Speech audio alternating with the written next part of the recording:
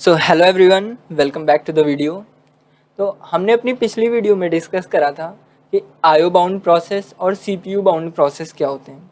तो हम अपने सीपीयू शेड्यूलिंग के कॉन्सेप्ट को आगे बढ़ाते हुए आज डिस्कस करेंगे टाइप्स ऑफ शेड्यूलिंग। ओके, तो हमारा जो सीपीयू शेड्यूलिंग है वो मेनली दो पार्ट्स में कैटेगराइज करा गया है। First one is pre-emptive and another one is non pre-emptive. तो सबसे पहले हम देखेंगे नॉन प्रीएम्प्टिव। नॉन प्रीएम्प्टिव क्या होता है? Let the execution of process be completed.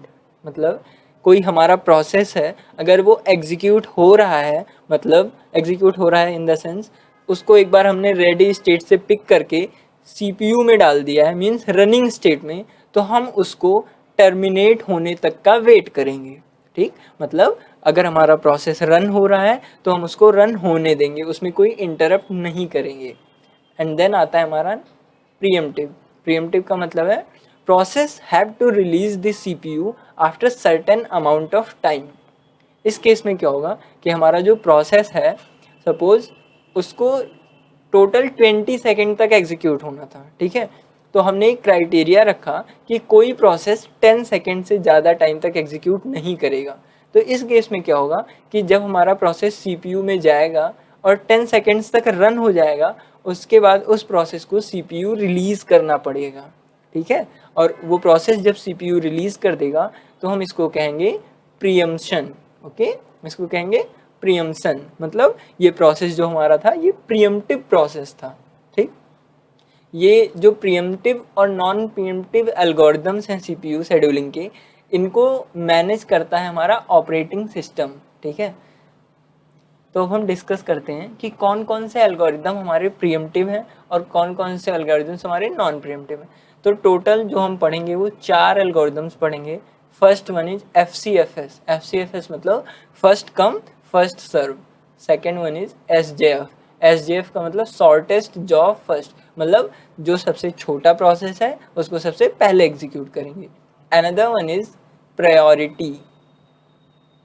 Priority का मतलब क्या है? जिसकी प्रायोरिटी सबसे ज़्यादा उसको सबसे पहले एग्जीक्यूट करेंगे, उसके बाद जिसकी प्रायोरिटी सबसे कम उसको सबसे लास्ट में एग्जीक्यूट करेंगे। And the fourth one is round robin.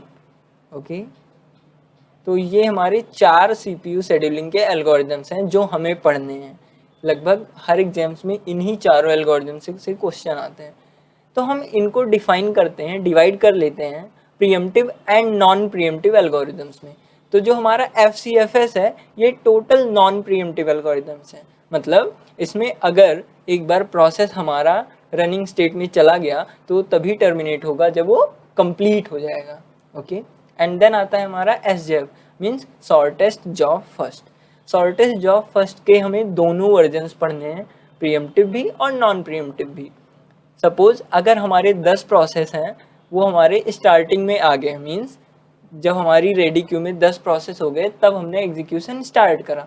तो शॉर्टेस्ट जॉब फर्स्ट में सबसे पहले क्या होगा, जो सबसे छोटा प्रोसेस होगा वो सबसे पहले एग्जीक्यूट होगा, फिर उससे बड़ा प्रोसेस जो होगा वो एग्जीक्यूट होगा, फिर उससे बड़ा जो प्रोसेस होगा वो एग्जीक्यूट होगा। ऐसे हमारे सारे प्रोसेस एग्जीक्यूट हो जाएंगे।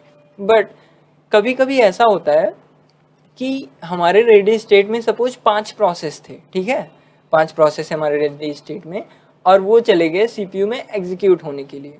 हमारा 2 प्रोसेस एग्जीक्यूट हुआ, ठीक, तो हमारे रेडी स्टेट में बचे 3 प्रोसेस, 2 जो हैं एग्जीक्यूट हो चुके हैं, और तब तक हमारे रेडी क्यू में 2 प्रोसेस और आ गए। ठीक है, अभी हमारे 3 प्रोसेस यहाँ पे बचे हैं और 2 प्रोसेस हमारे और आ गए, तो अब भी हमारे पास टोटल 5 प्रोसेस हैं। तो जब हमारे 2 प्रोसेस एग्जीक्यूट हो गए, सपोज जो हमारे 5 प्रोसेस थे उनका बस टाइम था 10, 5, 8, 7 एंड 6। तो जो हमारे 2 प्रोसेस एग्जीक्यूट हुए हैं वो 5 एग्जीक्यूट हुआ है एंड 6 एग्जीक्यूट हुआ है, और नेक्स्ट टर्न पे जो एग्जीक्यूट होना था वो 7 को होना था। ठीक है, बट जब हमारे 2 नए प्रोसेस आए तो फिर हम कंपैरिजन अपने नए प्रोसेस से भी करेंगे। सपोज एक का बस टाइम 15 है, एक का 2 है, तो अब हमारा 7 वाला एग्जीक्यूट नहीं होगा, बल्कि अब हमारा जो प्रोसेस एग्जीक्यूट होगा दैट इज जिसका बस टाइम 2 है। ओके, तो ये प्रीएम्प्टिव वर्जन भी है SJF का एंड नॉन प्रीएम्प्टिव वर्जन भी है। ठीक, उसके बाद हम पढ़ेंगे प्रायोरिटी जो कि नॉन प्रीएम्प्टिव में है, और प्रायोरिटी हमारा प्रीएम्प्टिव में भी है। ठीक, ऐसे ही 2 वर्जन्स इसके भी पढ़ेंगे, आगे मैं आपको बताऊंगा वो चीज़। और फिर है हमारा round robin. Round robin totally based है प्रीएम्प्टिव वर्जन पे, इसमें कोई नॉन प्रीएम्पशन जैसा केस नहीं है। राउंड रॉबिन में क्या होता है, हम हर प्रोसेस के लिए एक टाइम लिमिट डिसाइड कर देंगे। सपोज हमारा P1, P2, P3, P4 4 process हैं और इनका बस टाइम अगर मैं लेके चलूँ 10, 15, 20 एंड 25, तो राउंड रॉबिन में क्या होता है, मैं एक टाइम क्वांटम डिसाइड कर दूंगा। सपोज मैं टाइम क्वांटम डिसाइड कर रहा हूँ 5 मिली सेकेंड, ये मिली सेकेंड्स में है, ठीक है। 5 मिली सेकेंड मैंने टाइम क्वांटम डिसाइड कर दिया, तो मैं सारे प्रोसेस को 5 मिली सेकेंड तक ही एग्जीक्यूट करूंगा। उसके बाद मैं उस प्रोसेस को प्रीएम्प्ट कर दूंगा, मतलब उससे सीपीयू छीन लेगा हमारा ऑपरेटिंग सिस्टम, और वो जो सीपीयू है वो फिर जाएगा प्रोसेस P2 के पास, मतलब ये अभी भी 5 बचा रह गया। एंड देन इस केस में ये 10 बचा रह जाएगा, 15 एंड देन 20। तो जब हमारे सारे प्रोसेस एग्जीक्यूट हो जाएंगे, फिर से एक बार हमारी साइकिल चलेगी। उसके बाद P1 हमारा फिर 5 मिली सेकेंड्स के लिए एग्जीक्यूट होगा, एंड देन P2 हमारा 5 मिली सेकेंड्स के लिए एग्जीक्यूट होगा, then P3 and then P4। तो अब एक बार 2 साइकिल में हमारा P1 फिनिश्ड हो गया, ओके, 2 साइकिल में P1 हमारा फिनिश्ड हो गया। उसके बाद फिर P2 होगा, बिकॉज इस साइकिल में P1 का जो बस टाइम बचा वो 0 है, मतलब अब P1 से हमें लेना देना नहीं है। तो अब अगली साइकिल में जो हमारा एक प्रोसेस एग्जीक्यूट होगा दैट इज P2, ये भी 0 हो गया, एंड देन P3 5, P4 10। उसके बाद जो हमारी अगली साइकिल चलेगी ये भी 0, ये 5 एंड देन 0 0, मतलब टोटल 6 साइकिल्स लगेंगे हमारे प्रोसेस को एग्जीक्यूट होने में, ओके, सॉरी 6 नहीं 5 साइकिल्स लगेंगे हमारे टोटल प्रोसेस को एग्जीक्यूट होने में।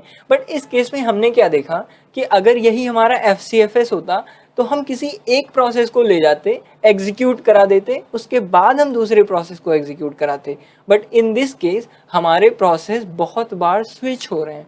सबसे पहले हमने P1 को एग्जीक्यूट कराया, then P2, P3, P4 and then again P1, P2, P3, P4, okay, and then P2, P3, P4, P3, P4, P4, okay.